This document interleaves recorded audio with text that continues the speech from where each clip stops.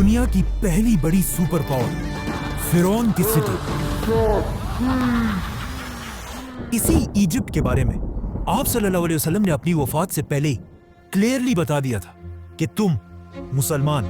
ضرور ایک دن ایجپٹ کو فتح کرو گے، لیکن یاد رکھنا جب تم ایجپٹ کو فتح کرو تو وہاں کے عام لوگوں کے ساتھ نیکی سے پیش آنا، کیونکہ وہ تمہارے رشتہ دار ہیں۔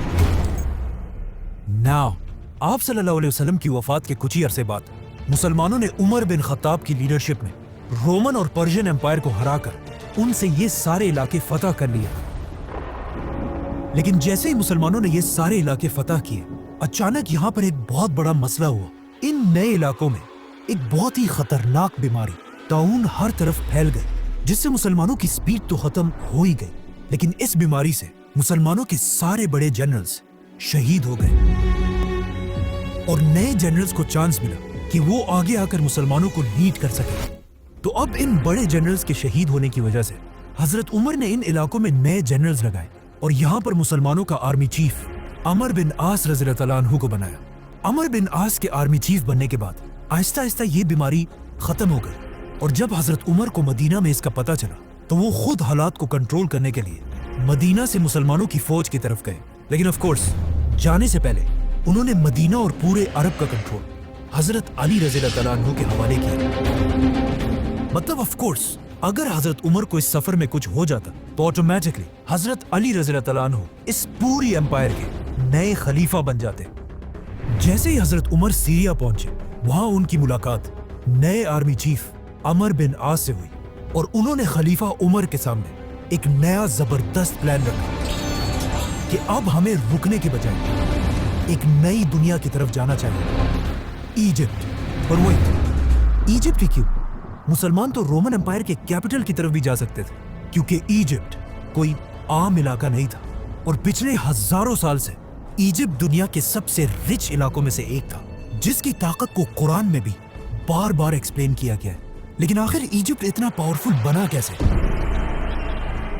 آج سے 5000 سال پہلے دنیا کے حالات کچھ ایسے تھے کہ دنیا کی سب سے امپورٹنٹ چیز صرف ایک ہی تھی،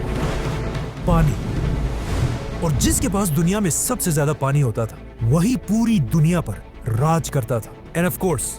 اس زمانے سے لے کر آج تک دنیا کی سب سے بڑی ریور ایجپٹ میں ہی تھی، نائل ریور۔ اور آہستہ آہستہ اسی دریا کے پانی کی طاقت کی وجہ سے پوری دنیا سے لوگ ایجپٹ میں آ کر آباد ہونے لگے، جس کی وجہ سے ایجپٹ دنیا کا سب سے طاقتور علاقہ بنا، اور یہاں کے لوگ دنیا کے سب سے رچ لوگ بنے، جس کے بعد انہی لوگوں میں سے ایک آدمی کھڑا ہوا، کنگ نارمر، جس نے پورے ایجپٹ کو یونائٹ کر کے یہاں پر دنیا کی سب سے پہلی بادشاہت بنائی۔ بٹ ویٹ، یہ تو 5000 سال پرانی کہانیاں ہے، تو آج ہمیں اس سب کا کیسے پتہ ہے؟ ان دو ٹیبلٹس کو غور سے دیکھیں۔ آج تک آپ نے زندگی میں جتنی بھی ایجپشن رائٹنگز دیکھی ہیں، ان سب میں دنیا کی سب سے پرانی ایجپشن رائٹنگز یہی دو ٹیبلٹس ہیں، جس میں کنگ نارمر کو کلیئرلی دیکھا جا سکتا ہے۔ آہستہ آہستہ یہی ایجپشن امپائر طاقتور ہوتی گئی، اور اگلے 1000 سال تک ایجپٹ ہی پوری دنیا پر راج کرتا رہا۔ 1000 سال تک دنیا کی سپر پاور رہنے کے بعد اب ایجپشین فرعونوں کو یہ بات کنفرم ہو چکی تھی کہ ان سے بڑا اس پورے یونیورس میں کوئی بھی نہیں ہے، جس کے بعد پہلی بار انہوں نے ایک ایسا دعویٰ کیا جو ان سے پہلے کسی نے نہیں کیا تھا۔ ایجپٹ کے فرعون نے اپنے آپ کو بادشاہ نہیں بلکہ خدا کہا، اور ان فرعونوں نے ایجپٹ میں ایک ایسا ریلیجن بنایا کہ فرعون تو دنیا میں ایک خدا ہے، لیکن تم عوام صرف اور صرف تبھی جنت جا سکتے ہو جب تک تم اپنے خدا فرعون کے غلام رہو، تاکہ کبھی بھی ایجپٹ کے لوگ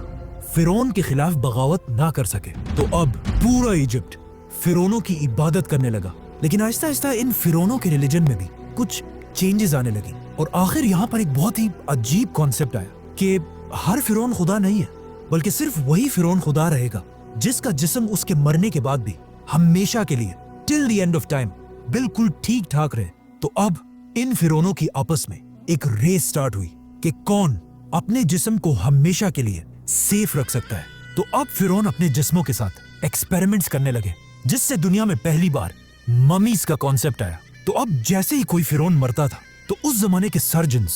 سب سے پہلے اس فرعون کے جسم سے سارا خون نکال دیتے تھے، اور اس کے بعد اس فرعون کی ناک میں ایک کنڈا، ایک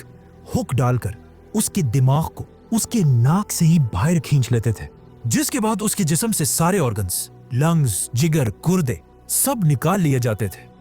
لیکن صرف دل کو بالکل سیف ایک جار میں رکھ دیا جاتا تھا، جس کے بعد اس فرعون کے خالی جسم کو بہت ہی کیئرفلی اگلے 40 دن کے لیے پانی میں رکھ دیا جاتا تھا، اور اس پانی میں ایک اسپیشل نمک مکس کیا جاتا تھا۔ 40 دن کے بعد فرعون کو نکال کر اس کے خالی جسم کو ریت سے بھر دیا جاتا تھا تاکہ وہ ہمیشہ کے لیے اپنے صحیح شیپ میں رہے، اور پھر فائنلی فرعون کے جسم پر تیل اور ہنی لگا کر اس کے جسم پر ہمیشہ کے لیے وائٹ پٹیاں باندھی جاتی تھی، اور پھر اسے ایک بہت ہی مہنگے تابوت میں بند کر دیا جاتا تھا۔ اس تابوت میں فرعون کے جسم کے ساتھ ساتھ کھانے پینے کی چیزیں، بہت سارا سونا، اور موسٹ امپورٹنٹلی اس کا دل اس کے ساتھ دفنا دیا جاتا تھا۔ آہستہ آہستہ مرنے کے بعد ہر فرعون اپنی ممی بنانے لگا، اور یہ بالکل ایک عام سی بات بن گئی۔ تو اب مرنے کے بعد خدا بننے کی یہ ریس ممی سے بھی آگے نکل گئی، اور آنے والے نئے فرعون صرف ممیز ہی نہیں بلکہ اپنے ممیز کے اوپر بڑی بڑی بلڈنگز بنانے لگے، جو پہلے تو صرف نارمل بلڈنگز اور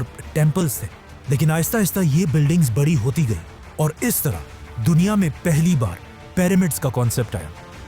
تو اب جو بھی فرعون مرتا تھا وہ اپنی ممیز پر ایک سے بڑھ کر ایک بڑے بڑے پیرامڈز بنانے لگے، اور ہر فرعون یہ چاہتا تھا کہ اس کا پیرامڈ پچھلے فرعون سے بھی بڑا پیرامڈ ہو، اور آہستہ آہستہ یہ پیرامڈز اتنے بڑے ہو گئے کہ آخر ایک فرعون خوفو نے آج سے 4500 سال پہلے دنیا کا سب سے بڑا پیرامڈ بنایا، The Great Pyramid of Giza۔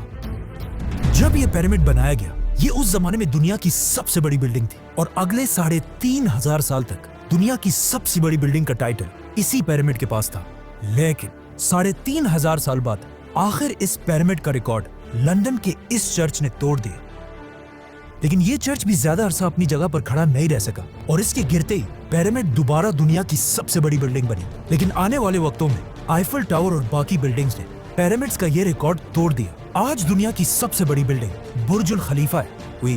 all know that، جس کی ہائٹ تو سب سے زیادہ ہے، لیکن وزن کے حساب سے اگر 12 برج خلیفہ کو ملا لیا جائے تب بھی یہ ایک پیرامڈ زیادہ بھاری ہے۔ مطلب یہ پیرامڈ اتنا بڑا ہے کہ اس پیرامڈ کے اندر 2000 بڑی بڑی ٹرکس آسانی سے پارک کی جا سکتی ہیں۔ ناؤ سارے فرعون یہ پیرامڈز تو بنا ہی رہے تھے، لیکن ان پیرامڈز کو بناتے ہوئے انہیں اس بات کا پتہ نہیں چلا کہ ان کو بنانے کے لیے بہت زیادہ پیسہ خرچ ہوتا تھا۔ اسی لیے یہ پیرامڈ آج دنیا کا سب سے بڑا پیرامڈ ہے، اور اس پیرامڈ کے بعد آنے والے پیرامڈز کا سائز آہستہ آہستہ چھوٹا ہونے لگا، اور صرف پیرامڈز ہی نہیں بلکہ ان پیرامڈز کی وجہ سے پوری ایجپٹ کی اکانومی بھی کمزور ہونے لگی، اور ہزاروں سال میں پہلی دفعہ ایسا لگ رہا تھا کہ فائنلی ایجپٹ اپنے سپر پاور ہونے کا ٹائٹل کھو دے گا۔ جیسے ایجپٹ کی اکانومی بہت ہی کمزور ہوئی، یہ ایگزیکٹلی وہی ٹائم تھا جب مصر کے بازار میں ایک چھوٹا سا بچہ غلام بنا کر بیچا جا رہا تھا، لیکن یہ بچہ باقی سارے بچوں سے بالکل ڈیفرنٹ تھا۔ مطلب اس جیسا خوبصورت وہاں کوئی بھی نہیں تھا، جس کی وجہ سے اس بچے کو مصر کے ایک بہت ہی پاورفل منسٹر نے اڈاپٹ کر لیا، اور پھر آگے جا کر یہی غلام بچہ یوسف علیہ السلام پورے ایجپٹ کا پرائم منسٹر بنا۔ یوسف علیہ السلام نے بادشاہ کے ساتھ مل کر ایجپٹ کی پوری اکانومی کو کنٹرول کیا، اور وہ ایجپٹ جو اس سے پہلے بالکل ٹوٹنے والا تھا دوبارہ اسے ایک سپر پاور بنایا۔ لیکن ان کی وفات کے بعد یوسف علیہ السلام اور ان کے بھائیوں کی اولاد بنی اسرائیل یہی ایجپٹ میں رہنے لگے، اور کچھ ہی عرصے میں ایجپٹ کے سب سے پاورفل لوگ بن گئے۔ لیکن جیسے ہی بنی اسرائیل اپنی طاقت کی پیک تک پہنچے، اچانک ایجپٹ میں دو بڑی طاقتوں کے درمیان ایک بہت بڑی جنگ شروع ہوئی، جس میں ایک نئے فرعون نے آ کر پرانے خاندان کو ختم کر دیا اور ایجپٹ میں ایک نئی بادشاہت بنائی۔ اس نئے فرعون نے ایجپٹ کے پرانے سارے رولز کو توڑ کر ایک نیا نظام بنایا، جس میں سب سے امپورٹنٹ رول یہ تھا کہ آج کے بعد باہر سے آئے ہوئے لوگوں کو ایجپٹ میں بالکل بھی برداشت نہیں کیا جائے گا۔ جس کے بعد آف کورس بنی اسرائیل پر ایجپٹ میں بہت سخت ظلم کیا جانے لگا، جس طرح آج بھی امریکہ کے نئے صدر ڈونلڈ ٹرمپ نے آتے ہی I will declare a national emergency at our southern border. بالکل اسی طرح امریکہ سے امیگرینٹس کو نکالنے کا پلان بنایا ہے۔ اب ایجپٹ کے سارے بنی اسرائیل کو نئے فرعون نے آتے ہی بنی اسرائیل کے سارے کاروبار بند کر دیے اور انہیں اپنا غلام بنا دیا، اور اسی طرح اگلے 400 سال تک بنی اسرائیل ایجپٹ کے لوگوں کے غلام رہے۔ لیکن ان 400 سالوں میں بنی اسرائیل کے دلوں میں صرف ایک ہی امید تھی کہ ایک دن ضرور ان کا ایک پیغمبر آئے گا جو انہیں اس سخت غلامی سے نکال کر آزاد کر دے گا، اور ایگزیکٹلی ایسا ہی ہوا۔ 400 سال بعد اچانک ایک دن فرعون کے پاس ایک نجومی آیا और उसने आकर फिरौन को बताया कि बहुत जल्द इजिप्ट की जमीन पर एक बच्चा पैदा होगा जिसका ताल्लुक बनी इसराइल के खानदान से होगा, जो तुम फिरौनों की इस 3000 साल की एम्पायर को खत्म कर देगा। यह सुनकर फिरौन बिल्कुल हैरान रह गया और उसने फौरन हुक्म दिया कि बनी इसराइल में आज के बाद जो भी लड़का पैदा होगा उसको पैदा होते ही मार दिया जाए। जिसके बाद उसके सोल्जर्स हर घर में जाकर माओं से बच्चे छीन कर उनको मारने लगे, लेकिन जिस बच्चे को वो असल में ढूंढ रहे थे, मूसा अलैहिस्सलाम, वो उनके हाथ ना आ सका, उसे वो मार नहीं सके, बल्कि इस बच्चे को फिरौन अपने ही घर में पालने लगा। यहाँ से आगे जो हुआ वो हम सबको पता है। मतलब मूसा अलैहिस्सलाम ने पैगंबर बनने के बाद फिरौन के सामने आकर एक ही डिमांड रखी कि मेरे खानदान बनी इसराइल को गुलामी से आजाद कर दिया जाए। और बहुत सारे मिरेकल्स के बाद आखिर फिरौन ने उनकी बात मान ली और बनी इसराइल को आजाद करके इजिप्ट से निकलने की इजाजत दे दी। जिसके बाद बनी इसराइल के 6 लाख लोग एक ही रात में 400 साल के बाद इजिप्ट को छोड़कर फलस्तीन की तरफ रवाना हुए। लेकिन अचानक पता नहीं ऐसा क्या हुआ कि उस वक्त के फिरौन रैमसेस ने बनी इसराइल को इजाजत देने के बाद भी अपना किया हुआ वादा तोड़ दिया और अपनी पूरी फौज को जंग के लिए तैयार होने का हुक्म दिया। जिसके बाद रैमसेस अपनी फुल ताकत के साथ मूसा अलैहिस्सलाम का पीछा करने लगा। लेकिन जैसे ही वो बनी इसराइल को खत्म करने के लिए उनके बिल्कुल करीब पहुंचा, एग्जैक्ट उसी वक्त अल्लाह ने मूसा अलैहिस्सलाम और बनी इसराइल को बचा लिया और रैमसेस, फिरौन और उसकी पूरी फौज को इस पानी में गर्क कर दिया। अब यहाँ पर एक बहुत बड़ा मसला है कि मूसा अलैहिस्सलाम का जिक्र इजिप्ट की पूरी हिस्ट्री, टैबलेट्स, राइटिंग्स में कहीं भी नहीं है। मूसा अलैहिस्सलाम की स्टोरी हमें सिर्फ बाइबल और कुरान में मिलती है। लेकिन एक चीज हिस्ट्री और इन आसमानी किताबों में कॉमन है। मतलब आज दुनिया का हर हिस्टोरियन इस बात को मानता है कि मूसा अलैहिस्सलाम के दौर के फिरौन रैमसेस के मरने के बाद इजिप्ट कभी भी